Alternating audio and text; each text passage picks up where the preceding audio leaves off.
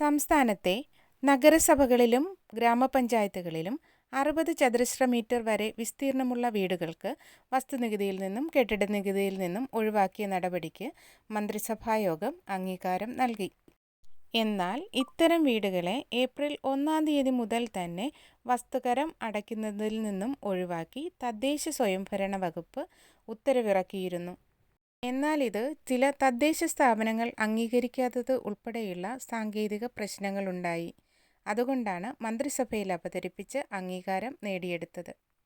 കഴിഞ്ഞ ഏപ്രിൽ 1 മുതൽ ഇത് മുൻകാല പ്രാബല്യം ഉണ്ടായിരിക്കും.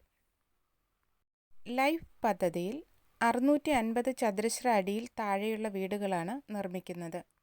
കഴിഞ്ഞ ഏപ്രിലിൽ കെട്ടിടനികുതി വർദ്ധിപ്പിച്ചപ്പോൾ പ്രതിഷേധമുയർന്നതിനെ തുടർന്നാണ് 60 ചതുരശ്ര മീറ്റർ വരെ താഴെയുള്ള കെട്ടിടങ്ങൾക്ക് ഇളവ് അനുവദിച്ചത്. സ്വന്തം താമസത്തിനു വേണ്ടി ഉപയോഗിക്കുന്ന 60 ചതുരശ്ര മീറ്റർ വരെയുള്ള വീടുകൾക്കാണ് വസ്തുനികുതി ഇളവ് ലഭിക്കുക.